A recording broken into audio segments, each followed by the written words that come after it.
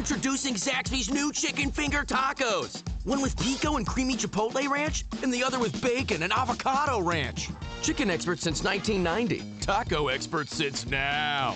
Woo, saucy! Zaxby's. We're excited to announce that our very own podcasting platform, Zencastr, has become a new sponsor to the show. Check out the podcast discount link in our show notes and stay tuned for why we love using Zen for the podcast. You're listening to the Archaeology Podcast Network. You're listening to the Archaeology Show. TAS goes behind the headlines to bring you the real stories about archaeology and the history around us. Welcome to the podcast.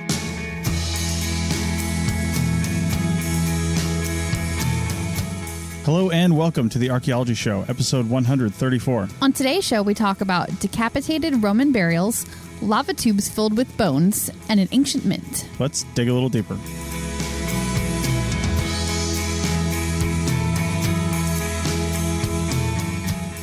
Welcome to the show, everyone.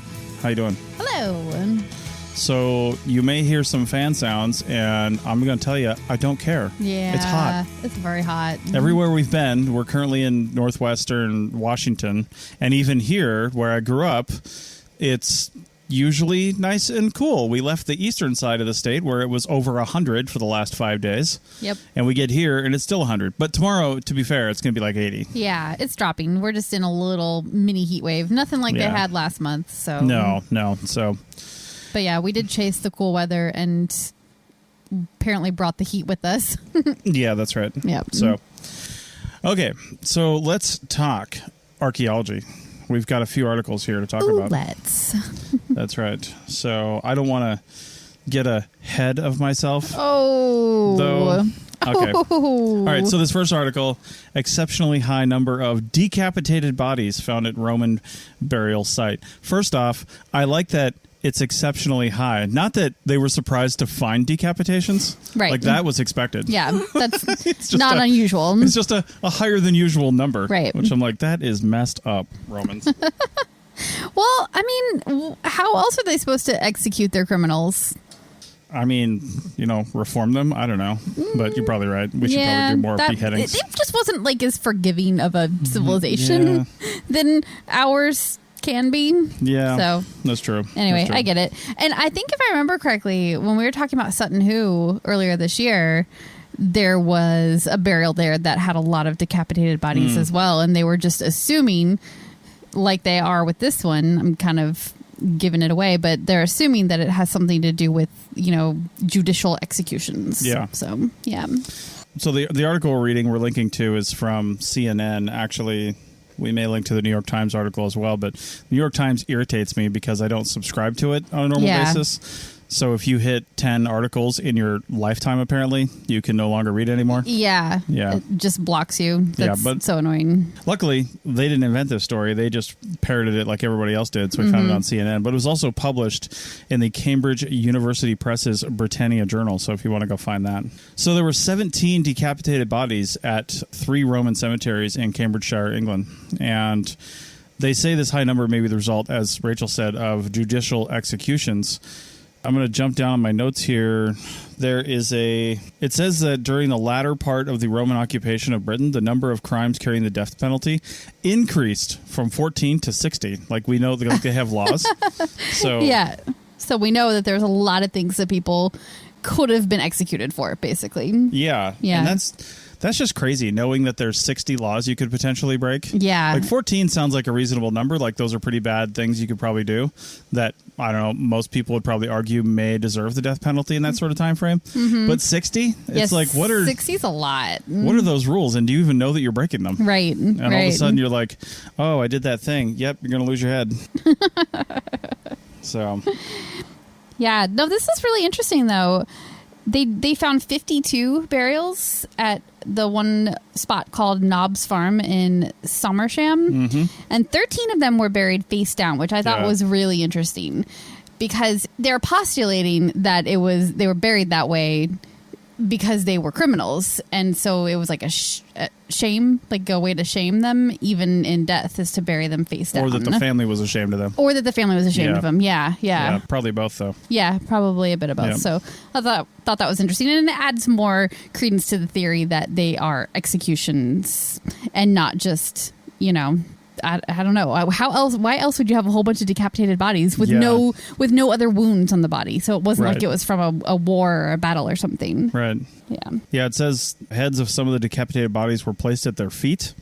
And based on morphology, you can tell like how the cut happened. You can tell that some of them were kneeling when they died. So clearly execution style. Oh, I was going to ask, how would they know that they were on their knees when they died? I would imagine it's the angle of the cut vertebrae. Coming from above, probably. Yeah. Because it would have been, I guess, depending on how you're sitting, usually you see the head bowed.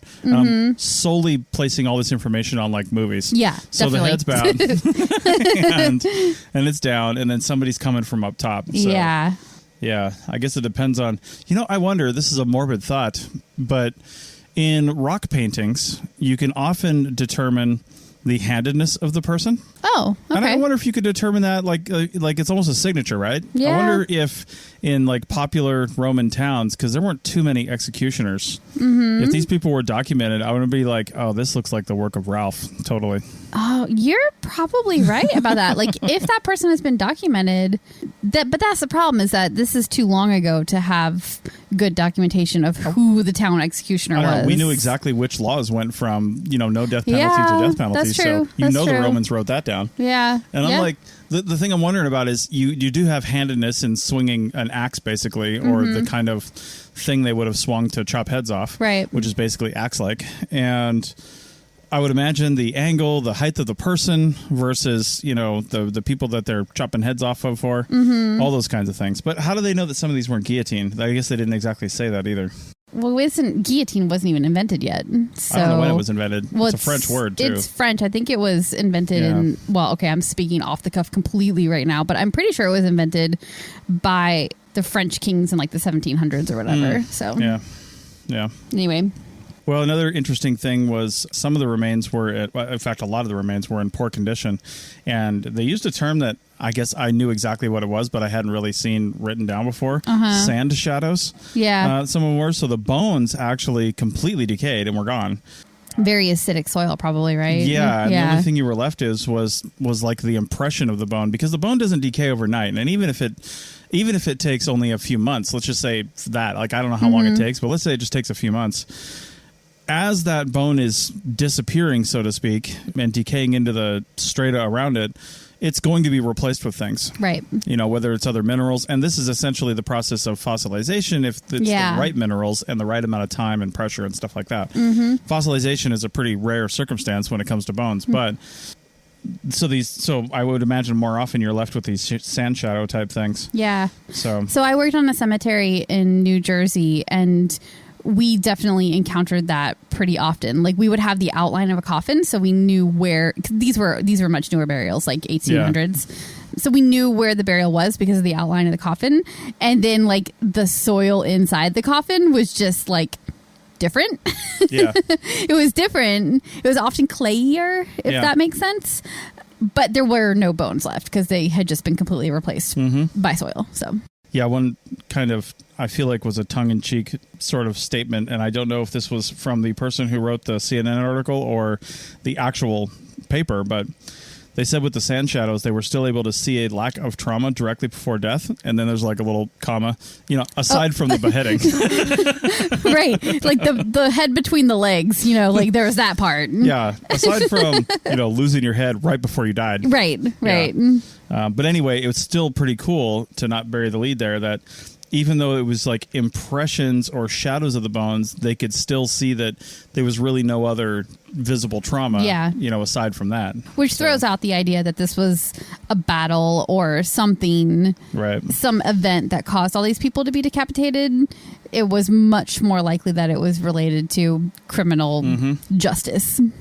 Yeah, another thing that leads to some evidence of, not that we need evidence of the Roman occupation of Britain, but the Romans were great unifiers, is a way to say it. They conquered people, and then instead of totally destroying them, they brought them into their civilization. They converted them, so to speak, and sucked them up into their empire, right? So evidence of this, I think, is from the DNA evidence, and it says there was DNA evidence from 9 different groups of people from various places. Oh, that's interesting. That were represented. I wonder how varied that they executed DNA. indiscriminately. Right. Yeah. No, I wonder how varied that DNA was. Like, was it 9 places around, the UK area, or was it 9 places around Europe? Yeah. Like, how... I mean, the article doesn't really get into it. Doesn't, no. Yeah, but I would imagine the DNA in just England, for example, wouldn't be too different from people who were generationally born there. Right. But it was probably people that came with the Romans or moved there because of the Romans or, whatever, and came from all over the place. So yeah. Just a guess, though.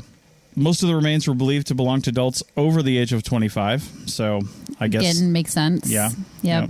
If it were a battle or some kind of violence, then you would expect to see all ages probably. Yeah. But yeah. Some of the graves included grave goods, such as pots and, I thought it was cool, miniature pottery. Goods like beakers. It said beakers. Oh. I'm like, beakers like science beakers? That's a weird thing. That must be something else. Yeah, they probably, obviously they must have been used for something else, but yeah. A comb was found in one, and this is a little presumptuous. It said may have been in a woman's hair when she was beheaded. I'm like, well, were combs restricted to women? Are they the only ones that combed their hair? Did they have to? Is it the kind of comb that you would have left in your hair at that time? So maybe you don't quite understand what they mean by comb. Probably not. So it's like there's these decorative combs that women would wear in their hair. Well, all throughout history, really, and in different places and times. But they're smaller than like the comb that you use for your hair, and and there's a decorative piece on top of it, and you would basically stick that comb into whatever configuration your hair was in, a bun or up somehow, and then the decorative part would stick up out of it usually. So the interesting thing that tells me is that she did not languish in prison before she was executed. This was a swift, probably, we're bringing you to the executioner, like, now get up, let's go, because her hair was done. She had a comb in it. That wouldn't have been the case if she were in prison for weeks at a time. Probably not. They would have stolen it. Yeah. That's interesting. Yeah, that is interesting to think. Well, and I'm intrigued by the whole like grave goods thing. Like, if these were criminals, why would they end up with just collected grave the bodies, goods? though?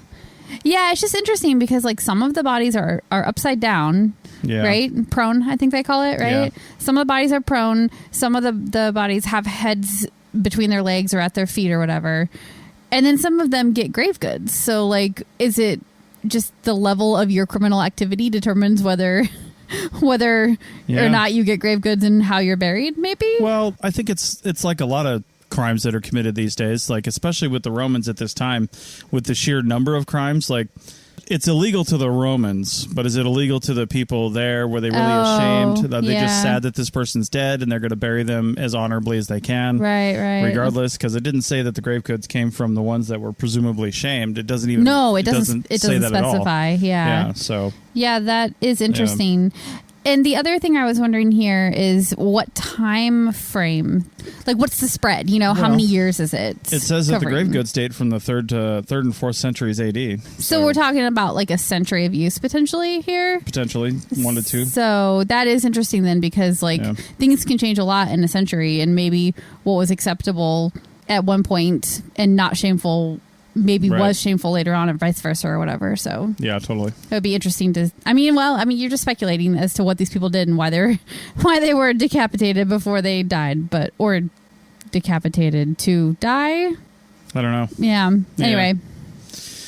All right. Well, anything else on this? No, it's super interesting though, and I bet that there's a lot of cemeteries across Roman territories that are like this, and it would be really interesting to see a meta study, where they look at a bunch of different ones and from different time periods and just see what was causing various types of deaths. Was it all decapitation? Were there other types of deaths that you would see at a cemetery where justice was being carried out? So anyway, interesting. All right. Well, we are gonna put a pin in this one and collect up all our little bone factoids and drop them down a lava tube. Back in a minute. So bad. Chris Webster here for the Archaeology Podcast Network. We strive for high-quality interviews and content so you can find information on any topic in archaeology from around the world. One way we do that is by recording interviews with our hosts and guests located in many parts of the world all at once. We do that through the use of Zencastr. That's Zencastr. Zencastr allows us to record high-quality audio with no stress on the guest. Just send them a link to click on, and that's it. Zencastr does the rest. They even do automatic transcriptions. Check out the link in the show notes for 30% off your first 3 months, or go to zencastr.com and use the code TAS. Chicken tacos should only be trusted to chicken professionals. That's where we come in. Introducing Zaxby's new chicken finger tacos. One comes with pico de gallo and creamy chipotle ranch, and the other comes with bacon, lettuce, tomato, and avocado ranch. Chicken experts since 1990. Chicken taco experts since now. Order yours today in the Zax Rewards app. Woo, saucy! Zaxby's. People are driven by the search for better. But when it comes to hiring, the best way to search for a candidate isn't to search at all. Don't search, match with Indeed. The hiring process can be slow and overwhelming. Simplify hiring with Indeed. Indeed is your matching and hiring platform. With over 350 million global monthly visitors according to Indeed data, and a matching engine that helps you find quality candidates fast. Ditch the busy work. Use Indeed for scheduling, screening, and messaging so you can connect with candidates faster. Join more than 3.5 million businesses worldwide that use Indeed to hire great talent fast. Listeners of this show will get a $75 sponsored job credit to get your jobs more visibility at Indeed.com/PODKATZ12. That's Indeed.com/PODKATZ12. Terms and conditions apply. Welcome back to the Archaeology Show, episode 134. And as I mentioned, we're hitting some lava tubes. First off, we've seen lava tubes in Northern California. Yeah, Lava Beds National Monument. Yeah, National Monument, yeah. That place was so cool. We didn't get to spend a lot of time there, but the geological features that are lava tubes are really interesting and really neat to explore. Yeah, it's pretty sweet. So this article, we're reading from a Heritage Daily article, but we also link to the Springer article as well from Archaeological and Anthropological Sciences, Volume 13, August 2021. The Heritage Daily article is called Thousands of Human and Animal Bones Hoarded by Hyenas in a Lava Tube System. And the pictures are something. There's just like piles of bones. What look like long bones. Yeah. Yeah. So kind of crazy. Yeah, because, well, I mean, getting right into it, we're talking about hyenas pulling back a carcass of something to have for dinner in these tubes. And it was probably a safe place where they could eat in relative peace, right?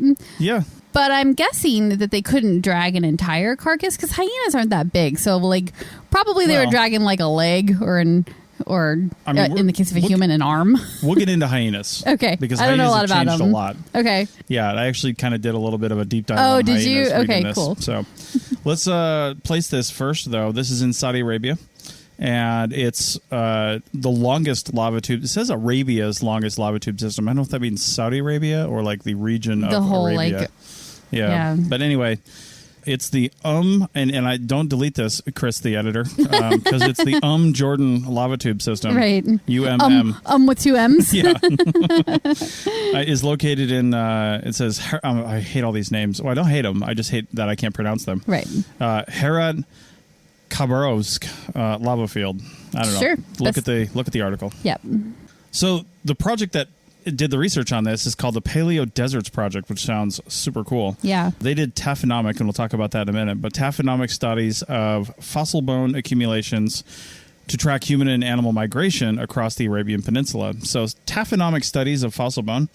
Taphonomy is, there's basically like a 5-step process for a bone going from not a fossil to a fossil. Mm-hmm. And it's first, and I don't know if I'll get all these right off the top of my head, but it's basically death and decay is the first one, where tendons and things kind of break down. That's the first one. And then you've got dispersal. And dispersal can be through, mechanical means like rivers and streams and stuff like that, or animals. At some point, you've got the actual decay of the bone. So the bone starts to break down and mineralize. Okay. That's what, happens to that. And I'm missing a step in here somewhere, but one of the final steps after that is after the bone becomes a fossil, there's other stuff that can happen to it. Pressure, movement, other ways. Like now it's basically just a rock, but things can still happen to it. So you have to take that into account in the life cycle. So taphonomy or taphonomic studies is the study of a bone in this entire life cycle. What's happened to it throughout this whole time. Okay. Yeah. Got it. So that's kind of a cool word. I like it. Yeah, that is neat. Cool concept too. It doesn't only refer to bones, right? It can be, is it only referring to bones? I think it does in this scientific case only refer to bones. Okay.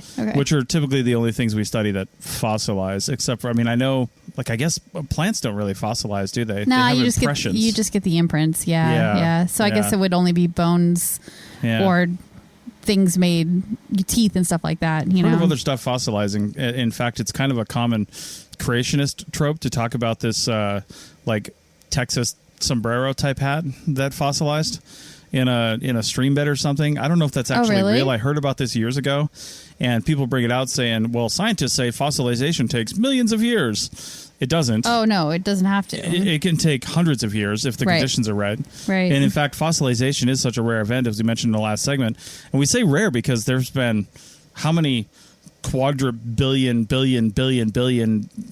bone-carrying animals living. And we only have... Yeah, how many fossils do we have? We have such a small fraction of that number. Yeah, so fossilization is a rare event, and it takes very specific circumstances. Yep. But just because it's rare doesn't mean it takes, millions of years or even hundreds of thousands of years or even tens of thousands of years for the actual fossilization to happen. Yeah, exactly. Like something might... a T-Rex might be 65 million years old, but it didn't take that long to fossilize. It wasn't in the fossilization process that whole time. That happened way long, 64 million years ago. Well, it may only have taken less. a few hundred years if it was in the right conditions. Yeah, exactly. And it may have taken 1,000 years, who knows? But you have to imagine it probably happens relatively quickly. Now, with something like a T-Rex, it probably... it can take a little longer because it's hard to move those bones around, even through water action or other animals, things like that. But if you take in the whole taphonomic process, if you find a relatively intact skeleton that's been fossilized, then you know that it probably fossilized either relatively quickly or in isolation because it didn't have a chance to be dispersed. Yeah, like it couldn't move for some reason. Whereas if you find... if you find like a lot of... paleo-human, not paleo-human, like pre-human, paleoanthropological, like Homo erectus, pre-Australopithecus afarensis, Lucy. Right. Lucy was found all over this hillside because she was probably fossilized relatively intact, but was eroding out of a hillside. Right. So that action of the erosion and the rain coming down dispersed her bones. Right. And that's one of the final process. That's her fifth phase of taphonomy. Just the dispersal. Yeah, because after she's been fossilized is the dispersal. Yep. So, and whatever else happens to it at that point as well. Yep. Anyway, in this area, hundreds of thousands of bone accumulations consisting of over 40 species have been identified, including humans. Mm-hmm.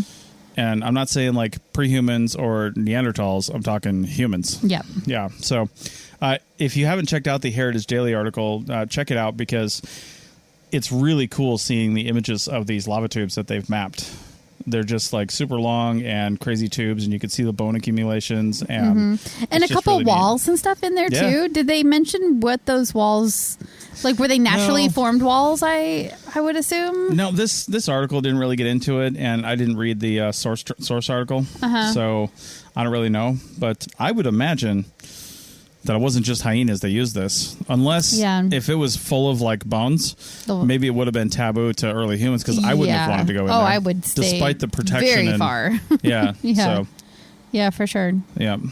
Anyway, the lava system researchers believe, just by analyzing the bones, was used as a den by hyenas for a period of about 7,000 years.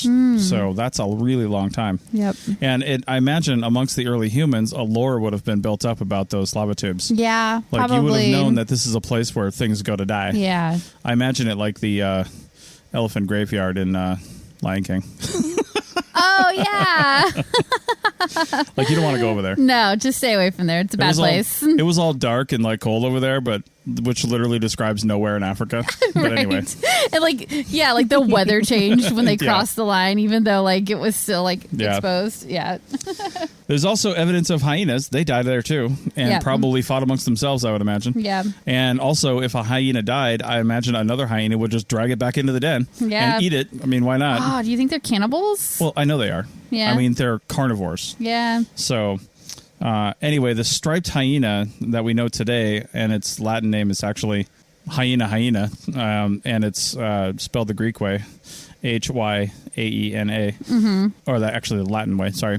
Anyway, there's I think four extant hyenas right now, but there have been many hundreds and hundreds of different types of hyenas, and the more docile dog-like hyena, there was a version of those that actually made it to North America, crossed the Bering Land Bridge, and made it to North America. That died out, and there's been others, but then some of the more common hyenas that developed several million years ago are called actually bone-crushing hyenas. And if you look at their skulls, and I think there's pictures in this article, or the pictures might be in the regular article.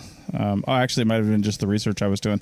Anyway, you look at these bone-crushing hyenas, they're called, and their jaws and their teeth, their molars, are just way over-exaggerated. Oh, really? And they just had insane force in their jaws. Insane. I mean, they saw evidence in the articles I was reading when I kind of deep dived on hyenas, not in this article, that hyenas were breaking elephant femurs. Oh, man. Like just latching on and just crushing down like a vice. Wow.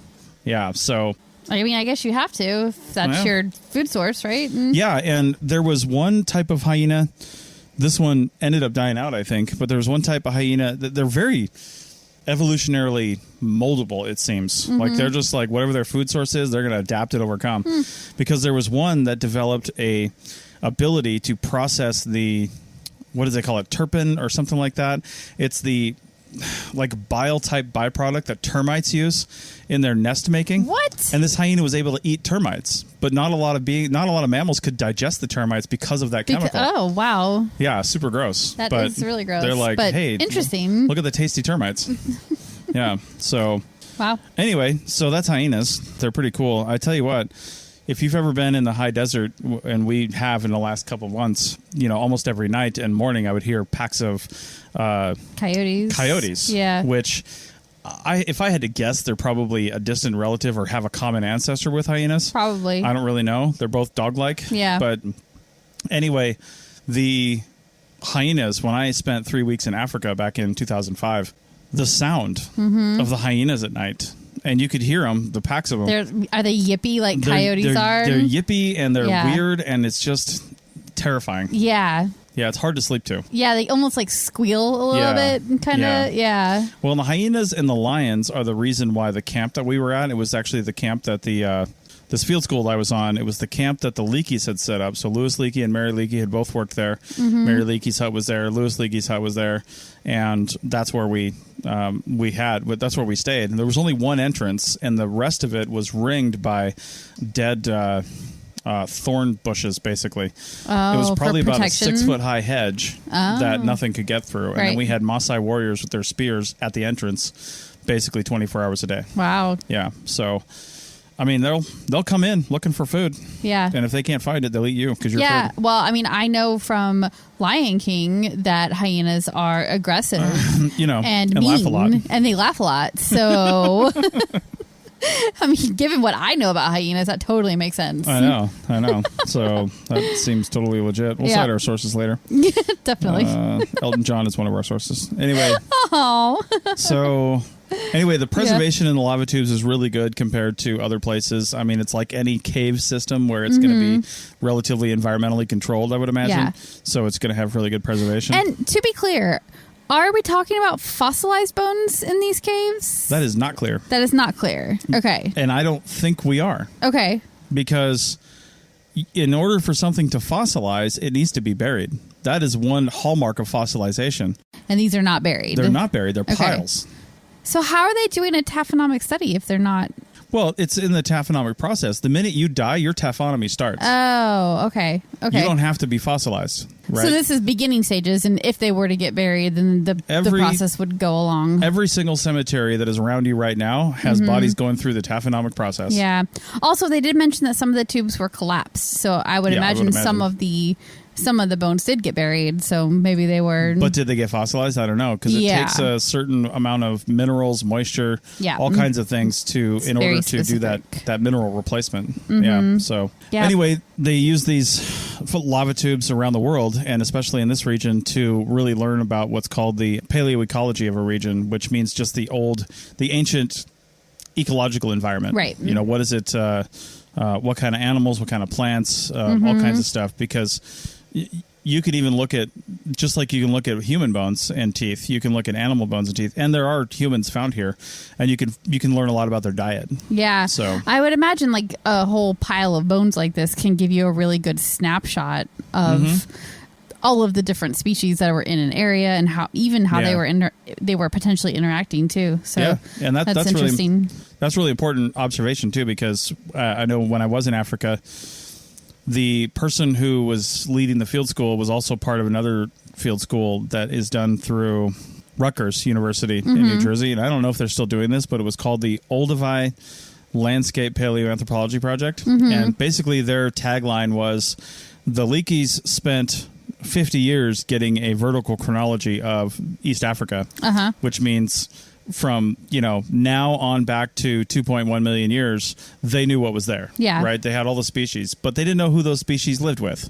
Right. So they brought in all these different experts in different things: paleoecology, paleoethnobotany, paleo, everything. If it has paleo in front of it, they brought an expert there to learn about the whole environment of the area, basically. And they were basically digging around Olduvai Gorge in slices of time. Now, Olduvai Gorge is a very specific place where you can, because of the lava that's there, the layers, you can do potassium argon dating and some other things to specifically date the lava that's there, so the bottom and top end date of a layer because of its cap, right?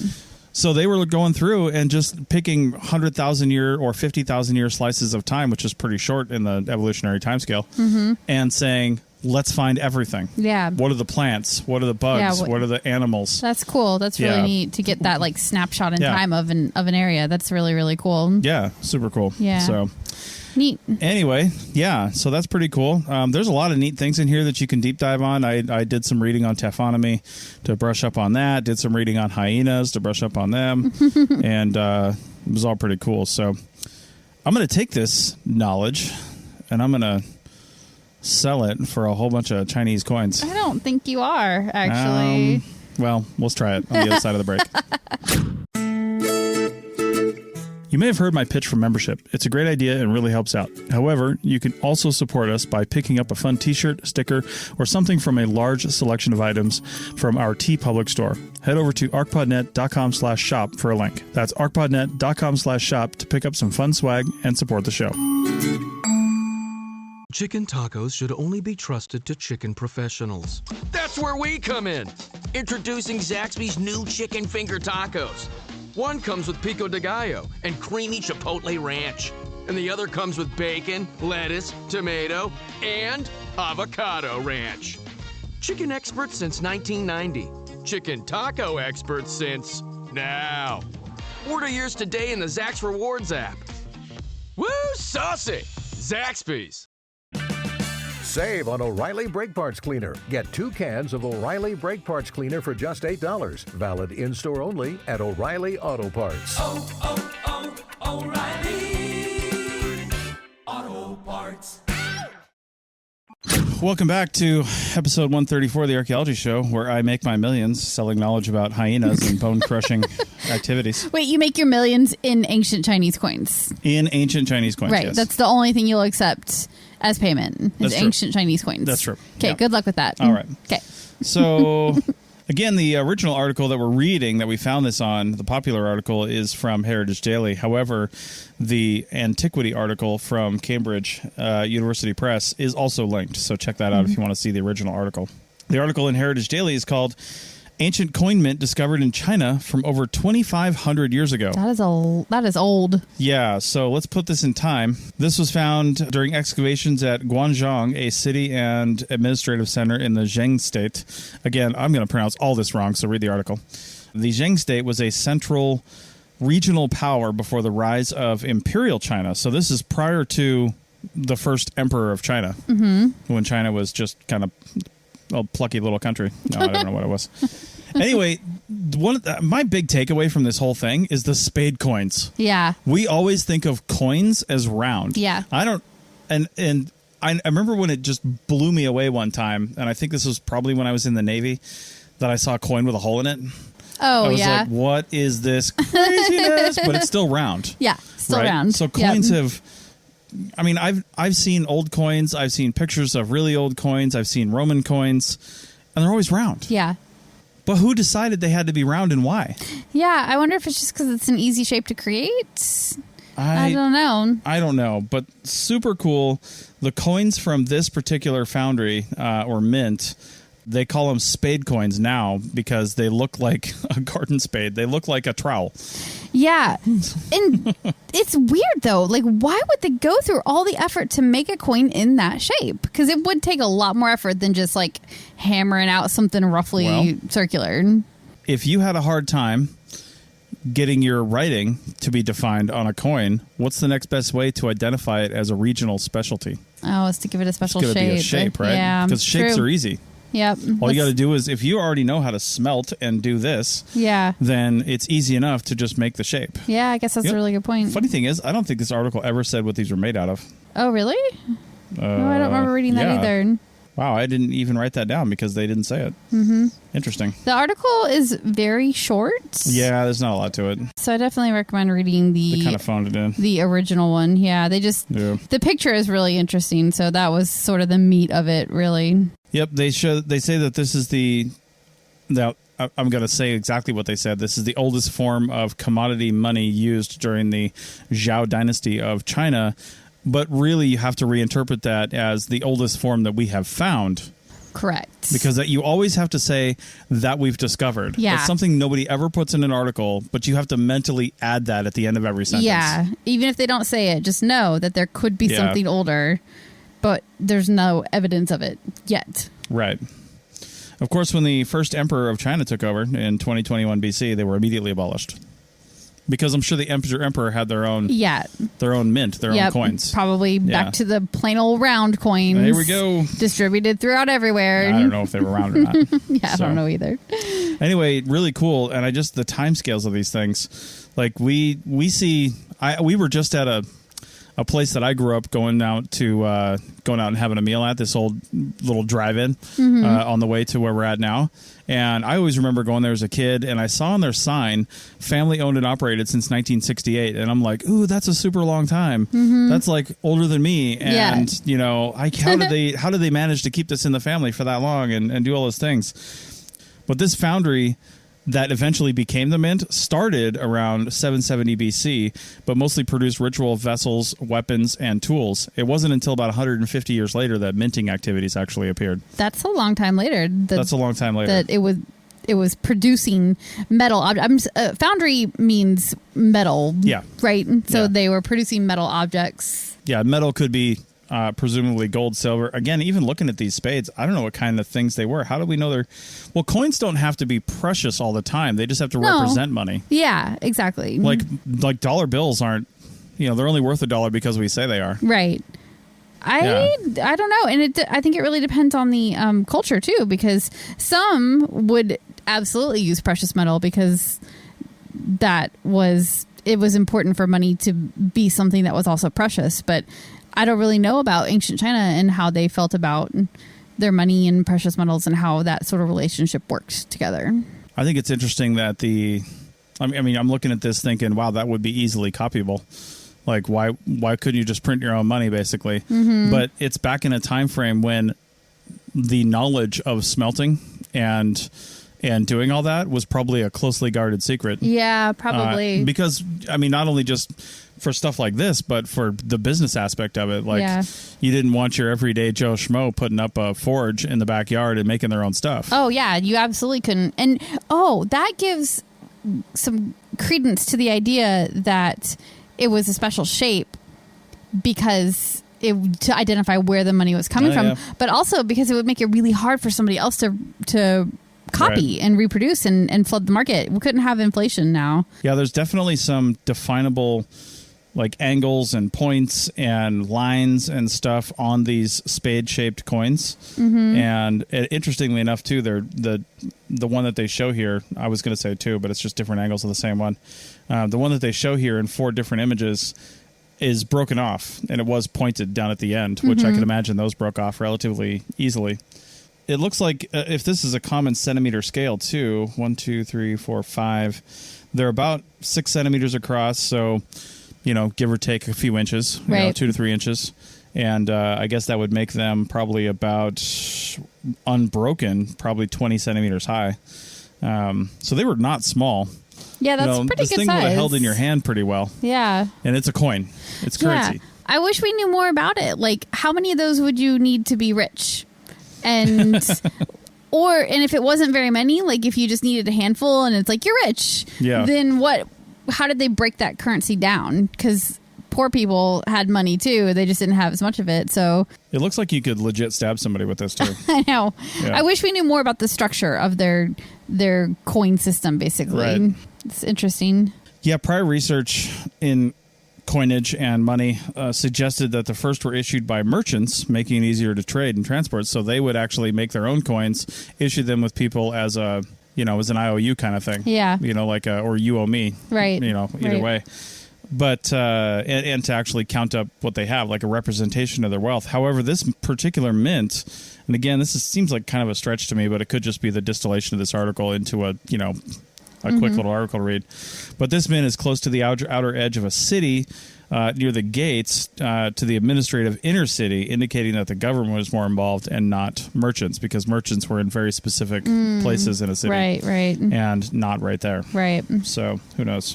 And real quick, I was just skimming through the source article, and it's a bronze foundry that bronze. Yeah, that created these coins, and all the other items that were created in this area were all bronze. Okay. So I guess we can assume that the coins were bronze as well. So nice. Yeah. Yeah, I guess if you take a closer look at the picture of this spade thing here, it does look a little greenish. A little greenish. As bronze would do. Yeah. It also looks coated. I don't know what that is. Yeah, I'm not sure. Maybe it's just a really thick patina. Mm-hmm. Anyway. And they found molds, too, it sounds like. So nice. They've got like the actual... That's how they know that it came to a point on either side. I mean, you can kind of guess based on the shape of that picture, but the mold showed them exactly how it was shaped. Mm-hmm. So finding that was really cool. And it also shows that it was where they were producing these. Because if you don't have the mold, you can't really be for sure that something was produced there. But in this case, they did find them. So okay, it's very neat. Anyway, as I mentioned, they say that this could have been a government run, not merchant run, but that is purely speculative based on its location. They wanted to point out that the affiliation of the foundry has not been confirmed. So anyway, check out the article. Super short, but you can link to the actual scholarly article or journal article. Is that completely open, or just have the abstract? It's completely open. Yeah, nice. It's definitely getting into the weeds a little bit here. I'm trying to skim it just to see if I can learn anything else. But there's some really cool pictures in there, more than what's in the really short article that we found. That article is a great overview, but this one definitely goes much more in depth. And it talks about the handle, the spade handle was there's a clay piece that would have been inserted there for so these coins were a mix of the clay handle and then the bronze spade part, which is again interesting because it's so complicated for one piece of coinage, one piece of money, whatever. We're thinking of it as a coin, and we've got pennies in our pockets, right? So we're kind of downplaying it, but this is probably the only money. The only representation of something else. Right. Very, very interesting. I would love to know more about the structure of their society, what they were using these coins for, was it only for big purchases? Like you only use these coins when you're buying a house or property or something like that? Or were they in everyday use and did everybody have them? I just would love to know more about that because I think it's really interesting. Yeah, for sure. All right. Well, that is about it. I want to take a minute to comment on an email that we had come in.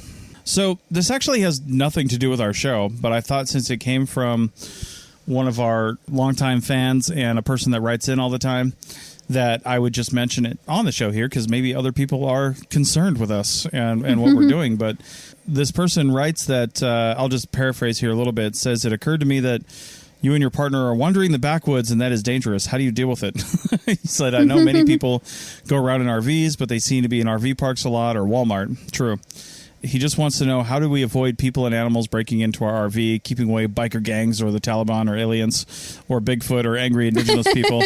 I know, all kinds of things, right? Right. So how do we do it? And I would say that over the last 14 months or so that we've been doing this, to be honest, in that amount of time frame, we've predominantly been in RV parks. Yeah. And RV parks are typically, if not patrolled by actual security, it's just a different vibe in the park. Like people can't generally just come in. Yeah. And there are a lot of RV parks that have a lot of homeless people in them or vagrants or people that somebody that you might expect could break into your home. Yeah. I don't want to generalize or stereotype here, but some of them are you just stay away from the ones that look like they have people in it that you would be worried about breaking into your stuff. Right. So that's what we've done.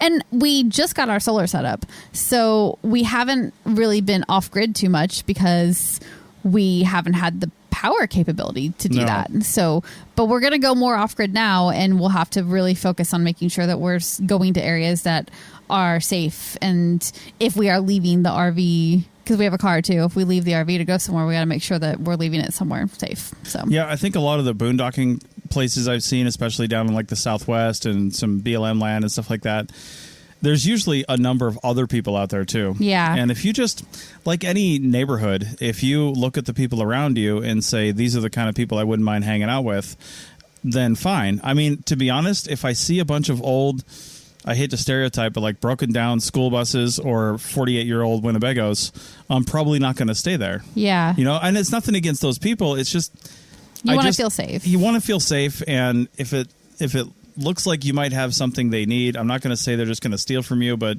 you just got to kind of play that by ear. And you just don't know, and all you can do is visually assess an area and decide whether or not it is going to be safe for you to stay. Right. And as far as keeping animals out of here, we haven't been super good about that. No. We've had mice occasionally. Yeah, we've had some mice get in, and insects. Yeah, insects are a thing. Yeah, we do our best. We always leave the door closed. Yep. Yeah. Yeah, we keep things closed up as much as possible, but also as an RV, and like you want to be with the outside air, you know, so you can't close it up too much. But yeah, we're actually at a relative's house right now in a small town, well, smallish town, and I feel, just because I know the people that live in this town because I grew up here, I feel less safe here than I have in most RV parks. Like, I feel like we could easily get robbed. Somebody's going to come steal our bikes, and break a window in our car. Like, I wouldn't put that past anybody. It's totally unfounded. But I feel it's not real, but I feel less safe. You know what I mean? That's a testament to most RV parks. Yeah. You know? At least the ones that we've stayed in. And Thousand Trails, we do have to give a big shout out to them because we stayed in a lot of Thousand Trails and Encore parks over the last year. Yeah. Because we have a membership there, and they always feel very safe. Even the ones that are like super crowded and have a lot of people in them, I still have never felt like they were unsafe or had people in it that I was worried about stealing stuff from us. So yeah, I think we pay a few $100 a year for our Thousand Trails membership. We've got kind of one of the lower ones. Yeah, we have the lowest version they offer. Still, that allows us 2 weeks for free. Yeah. And then 7 days out, and then 2 weeks for free. Yeah. In a decent park with full hookups, power, sewer, water usually, sometimes cable. Yep. And sometimes Wi-Fi. And That's not too shabby. Between that and Harvest Host, and we've never had a problem at a Harvest Host. No. Look up Harvest Host if you haven't. You pay, I think, $100 and something a year these days to get basically access to a list of wineries, breweries, farms, museums, attractions, golf courses, places with something they sell, and a parking lot, or at least one spot for an RV. Yeah. That's obviously the minimum. And the idea is you patronize. Yeah, you stay there for free. Their store, whatever they're selling, you buy something from them. Doesn't really work out for us a lot. We stayed at a couple Harvest Hosts in the last week or so, and I think we easily spent like $300 in wine. Oh my God, it was all such good wine, though. Such good wine. I don't feel bad about that at all. I know. We ended up paying like $60 a night for those accommodations, but whatever. That's fine, whatever. Yeah, we don't do that all the time. Great wine, no. After that, we're about to not pay for anything for the next like 4 weeks. Yeah. So it kind of is a give and take. It is. It is. Anyway, so that's what we do. I thank you for the concern, and basically don't be, because it's awesome and it's great. And the RVing community in general, of really the people who are full-timer traveler RVs, the community of those people is just really good. From the huge fancy Class A's that people are driving down the road, all the way down to, the people that are living in their camper vans, like the movie Nomadland. Yep. All those people are just like a community that take care of each other. Yeah, they definitely do. Yeah. So it's a cool lifestyle. And COVID-19 wise too, like we can be as separate from people as we want to be. So we haven't really felt concerned, even in the height of the pandemic, that we were being exposed, because we could just stay in our RV. We shut the door, stay in our RV, and we don't have to see anybody. And we do that a lot because I work a lot, and just sitting here, and if we need to go somewhere, we take the shuttlecraft out and we go on an away mission. Then we come back to the RV, the mothership. Yeah. So that's how it is. Anyway, that's enough of that. If you want to write in and tell us how crazy we are living in an RV, or you have a good story you want us to talk about, then Chris at ArchaeologyPodcastNetwork.com, or comment on this show wherever you see it, either on ArchPodNet.com/archaeology/134, or anywhere else you find the show. All right. Thanks, everybody, and we'll see you next week. Adios.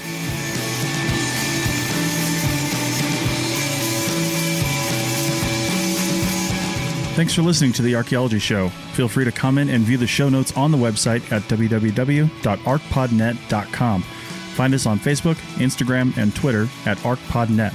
Music for this show is called I Wish You Would Look from the band Sea Hero. Again, thanks for listening, and have an awesome day.